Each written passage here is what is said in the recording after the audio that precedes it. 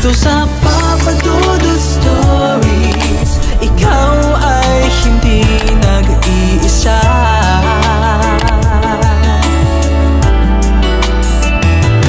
Dito sa Papa Dudut Stories, may nagmamahal sa'yo. Papa Dudut Stories, Papa Dudut Stories,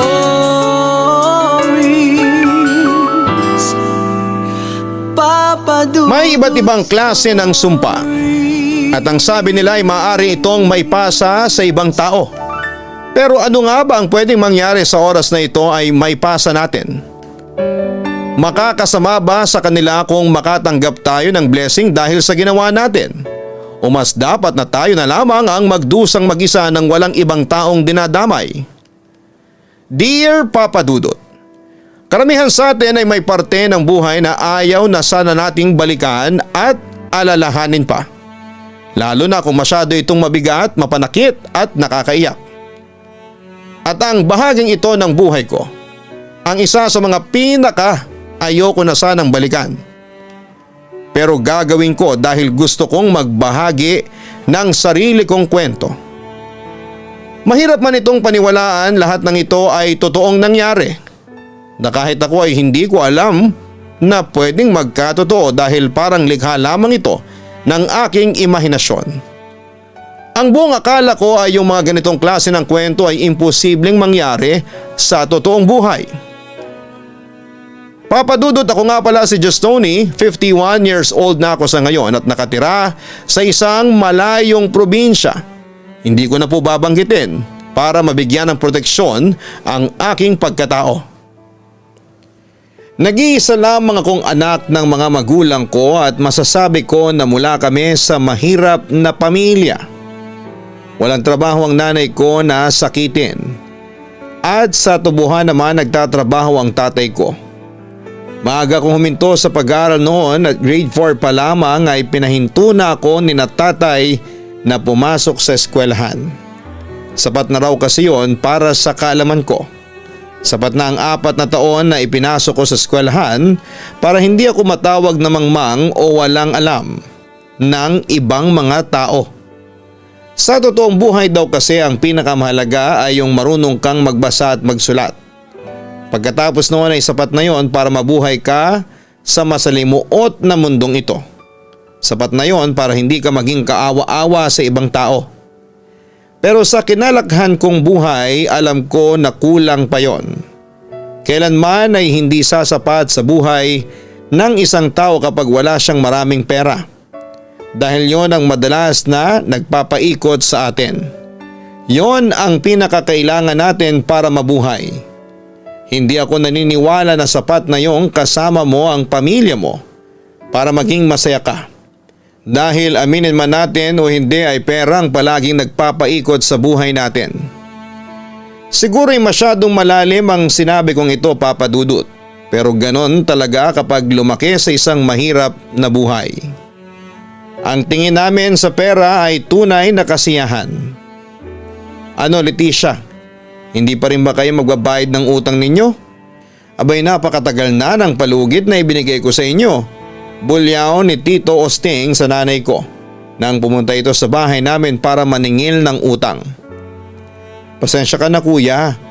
Gipit pa rin kasi kami hanggang sa ngayon. Nagkasakit kasi ako at kinailangan kong bumili ng mga gamot. Wika ni nanay. Hindi siya nagdadahilan lang. Totoo ang sinasabi niya na may sakit siya at alam ko na TB ang tawag sa sakit niya. Hanggang kailan mo ba ay dadahilan sa akin yan? Abay, 4 na buwan na akong nagpabalik-balik dito para maningil pero ni ₱100 wala akong makuha mula sa iyo. Sabi pa ni Tito. Pinsang buo niya si nanay pero kung makipag-usap siya ay para bang hindi sila kamag-anak o magkapamilya. Kahit na 1 linggo na lang magabayad na ako. Kahit yung 1 linggo na lang ang ibinibigay ko sa iyo para mabayaran ako ng buo. Kung hindi, kukunin ko ang alagang baboy ninyo bilang kabayaran sa utang mo na lumolobo na ng tubo dahil sa sobrang tagal. Putol ni Tito sa sinasabi ni nanay. Osting, wag mo naman sanang kunin ang alagang baboy namin dahil malaki na rin ang nagastos namin doon. Pakiusap pa ni nanay. Hindi ko kukunin yon basta magbayad kayo ng utang ninyo. Sigaw pa ni Tito. Kung hindi ka nag-asawa kaagad at nagkanak, hindi maghihirap ng ganyan ang buhay mo. Palibase wala ka nang ibang ginawa noon kung hindi ang makipaglandian sa kung sino-sinong lalaki. Ayan ang napala mo dahil sa ginawa mo sa buhay mo. Sigaw pa ni Tito. Nasa likuran ako ni nanay, 14 pa lamang ang edad at bala ko na sanang sugurin ang mayabang kong tito pero kaagad akong naawat ng nanay ko. Umiiling siya noon para sawayin ako sa plano kong gawin.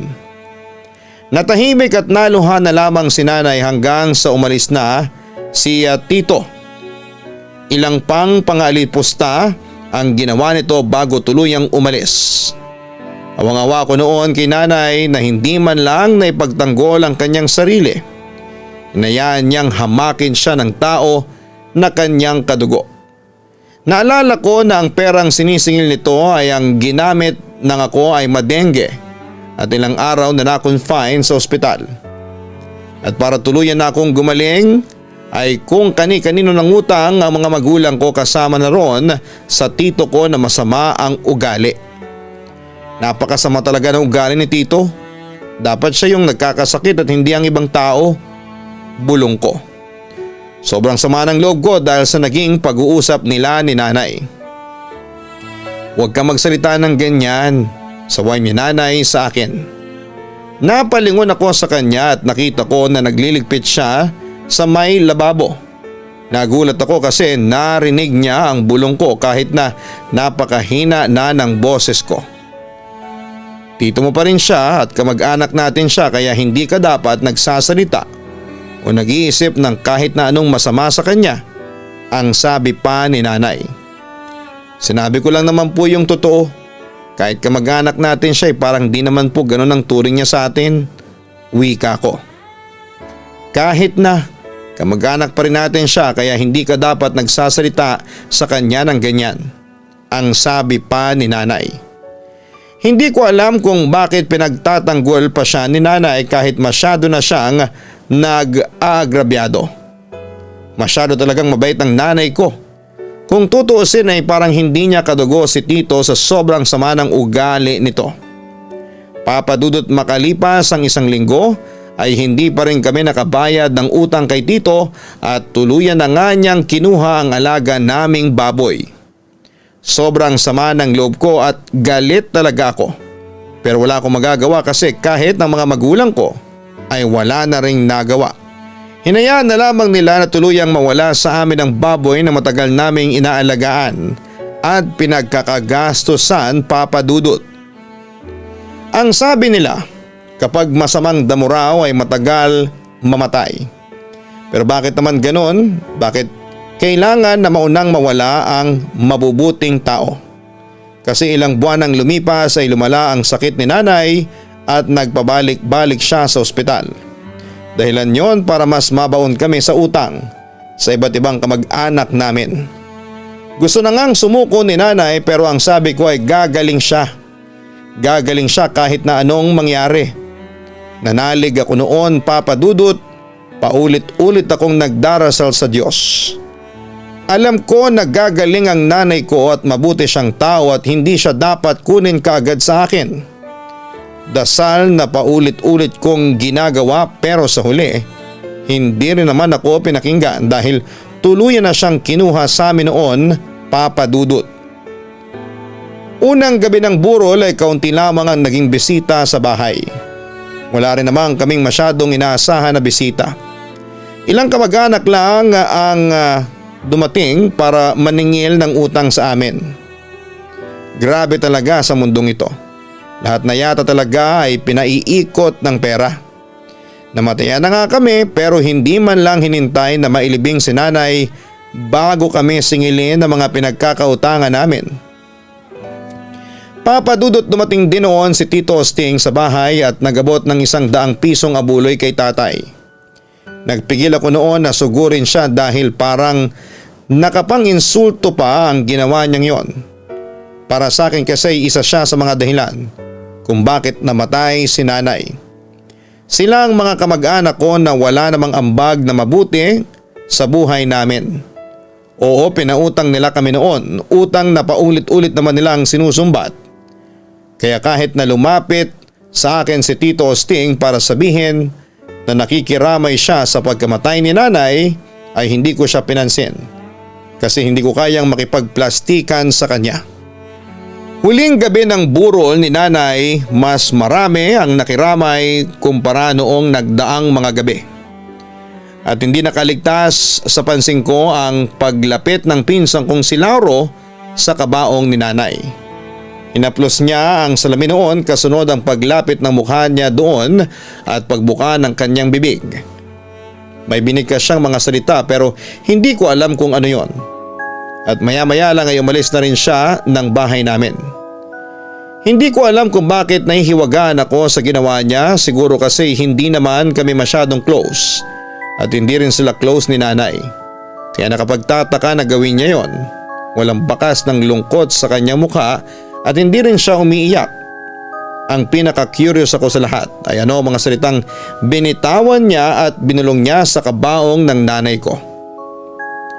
Papa Dudut, nang mailibing si nanay ay hindi naging madali para sa amin ni tatay ang makausad kaagad. Lalo na at sanay kami na kumpleto sa aming tahanan. Si nanay ang tagagising namin sa umaga at siya rin ang naghahanda ng aming almusal.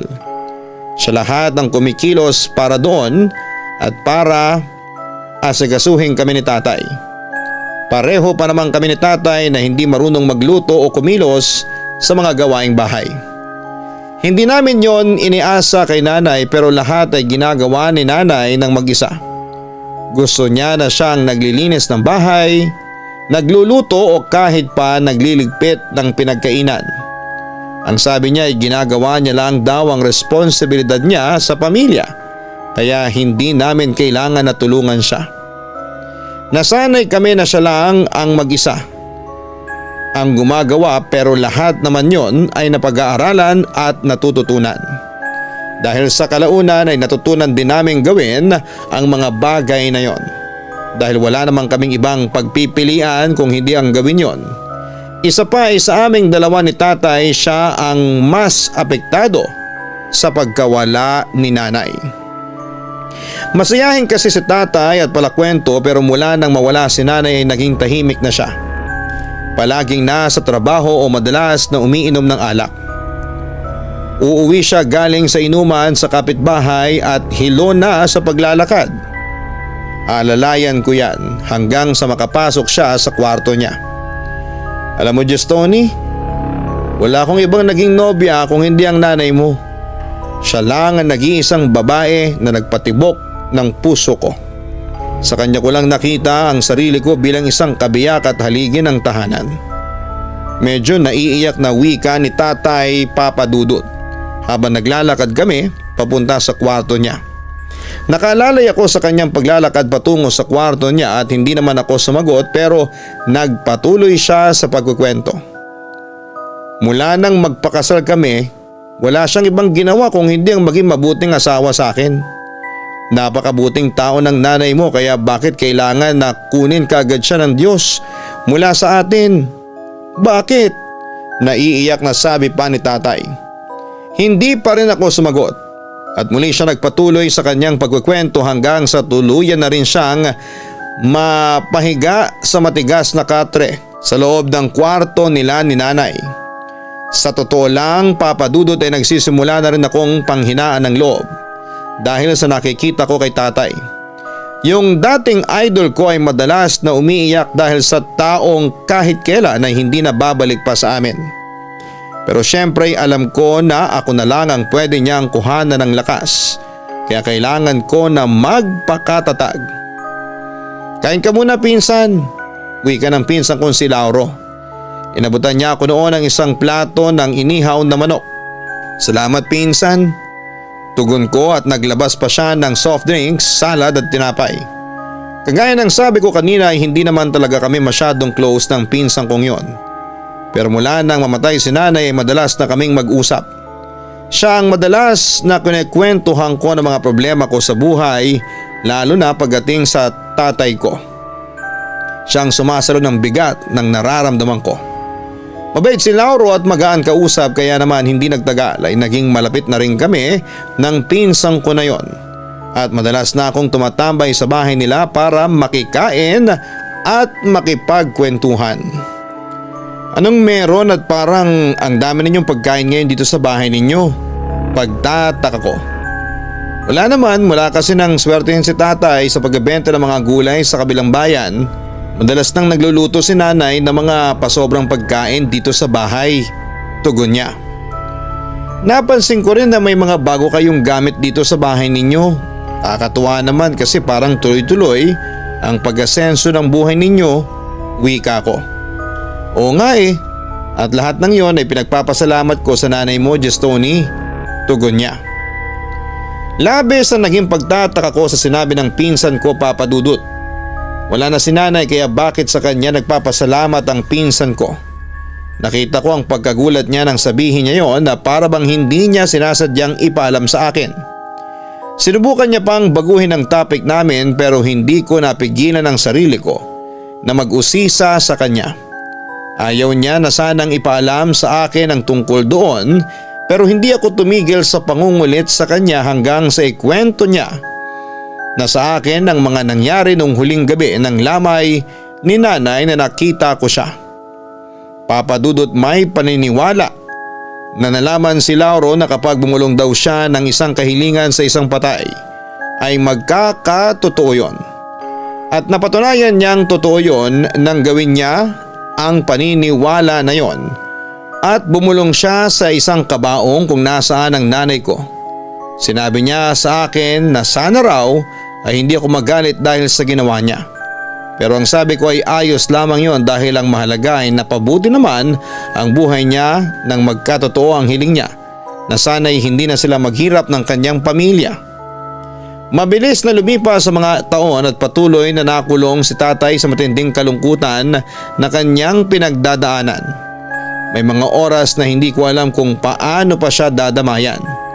Basta ang gusto ko lang ay maging maayos na sana siya at bumalik na sa dating sigla niya. Bagay na parang imposible nang mangyari, lalo na nang tuluyan na nga ring malulong siya sa alak. Isang gabi habang naglalakad ako pa uwi sa bahay namin ay nadaanan ko si Lauro na nakatayo at nakaharap sa isang puno. Sinabi ko naman sa inyo na wala akong kasalanan.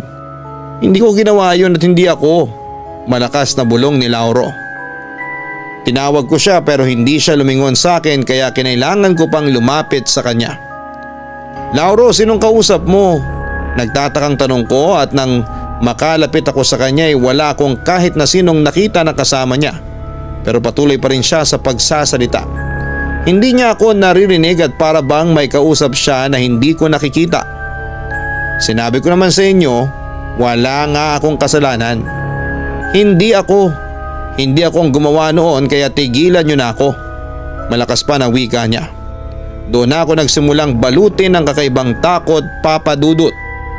Hindi ko maintindihan pero may kung anong malamig na hangin ang biglang yumakap sa katawan ko.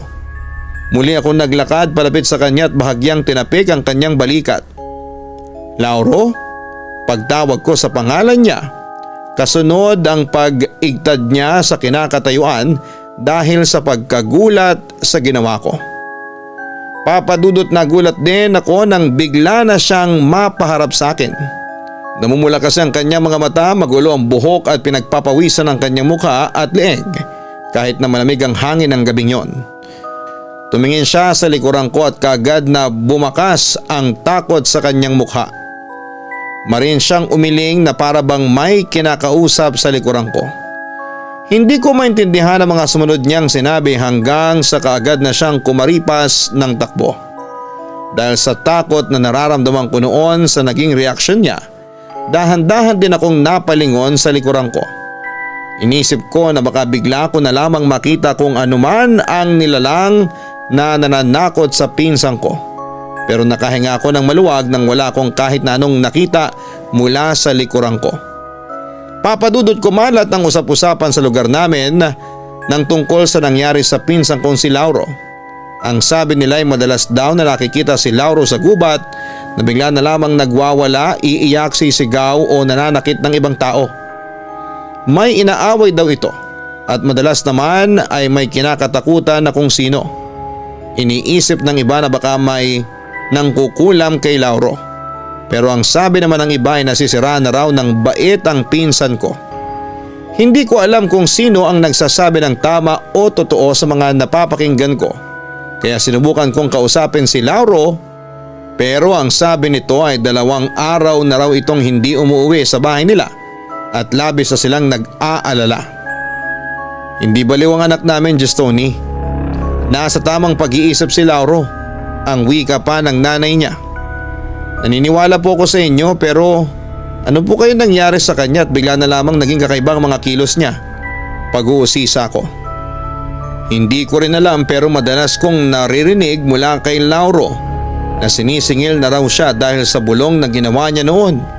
Ang sabi pa ni tita. Bulong? Pag-uulit ko sa sinabi niyang yon. Sinalubong ni tita ang mga tingin ko at tumango siya. At may labis na takot at pag-aalala sa kanyang mukha na hindi ko maintindihan. Tumango siya bago muling nagsalita. Oo, hindi ko gaanong naintindihan, pero nung bago siya magkaganyan ay sinabi niya na dapat daw ay hindi niya ginawa ang bulong na yon. Dapat ay hindi siya bumulong sa patay. Justoni, alam mo ba kung anong bulong ang tinutukoy ng anak ko? Tanong pa ni tita. Dahan-dahan akong umiling kahit na alam ko sa sarili ko na parang may ideya ako sa kung ano ang tinutukoy niya. Natakot kasi ako noon na sagutin ang tanong niya. Natakot ako na malaman ang totoo at tama ang hinala ko. Umalis ako noon na baon ng pag-aalala sa pinsang ko na naging malapit na rin sa akin. Lalo na at 2 araw na rin kaming walang balita sa kanya noon. Hanggang isang gabi nagulat na lamang ako ng biglang paglitaw ni Lauro sa harapan ko. Madungis ang kanyang itsura, malalim ang eye bags at namumutla ang mga labi niya. Lauro? Saan ka ba nagpunta? Ilang araw ka nang hinahanap ng mga magulang mo. May pag-aalalang wika ko, Papa Dudut. Shhh! Huwag kang maingay. Naririnig nila tayo. Kaagad nasaway sa akin ni Lauro. Ha? Sinong sila? Tanong ko. Muli siyang tumingin sa likuran ko at nandoon na naman ang matinding takot na bumakas sa kanyang mukha. Tumingin din ako sa likuran ko, pero wala pa rin akong kahit na anong kakaibang nakita. Pero nang ibalik ko ang mga tingin ko kay Lauro ay napakalapit na mukha niya sa akin. At nandidilat ang mga mata niyang namumula at inuugat. Naiyak na rin siya kasabay ng pagtulo ng pawis at luha niya. Hindi ko dapat ginawa yon, hindi ko dapat binulungan ang bangkay ng nanay mo. Hindi dapat, dahil ngayon ay hindi lang siyang naniningil sa akin. Marami sila, Justoni. Marami silang patay ang gustong isama ako sa hukay. Pero hindi ako papayag.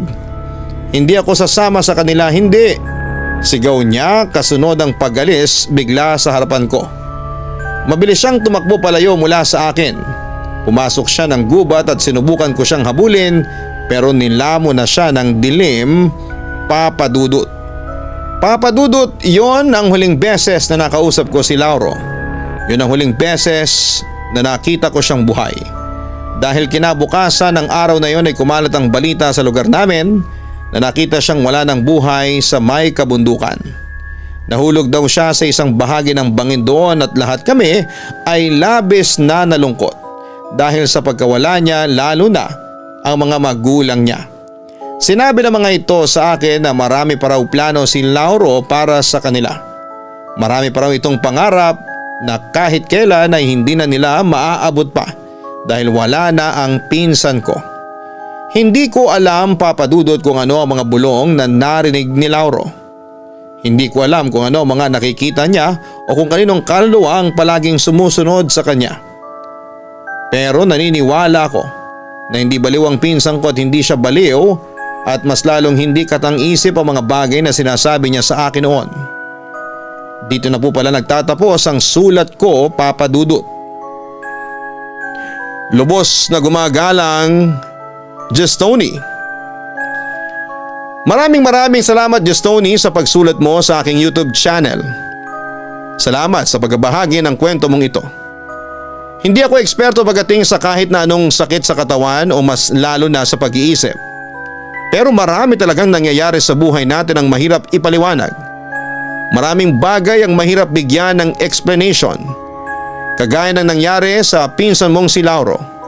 Pero ganun pa man ay patuloy na lang nating ipagdasal na sana ay matahimik na ang kanyang kaluluwa kung saan man siya naroon sa ngayon. Huwag kalimutan na mag-like, mag-share at mag-subscribe. Maraming salamat po sa inyong lahat.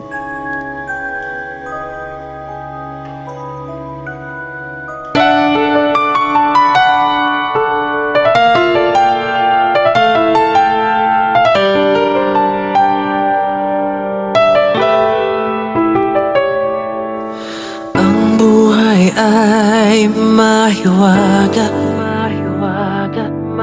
laging may lungkot at saya. Sa Papa Dudut Stories, laging may karamay ka.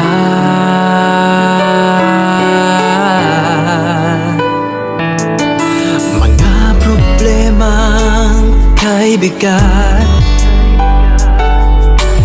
dito ay pakikinggan ka. Sa Papa Dudut Stories, kami ay iyong kasama. Dito sa Papa Dudut Stories, ikaw ay hindi nag-iisa.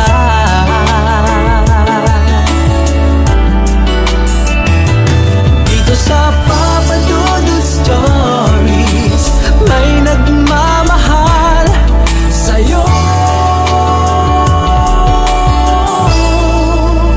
Papa Dudut Stories,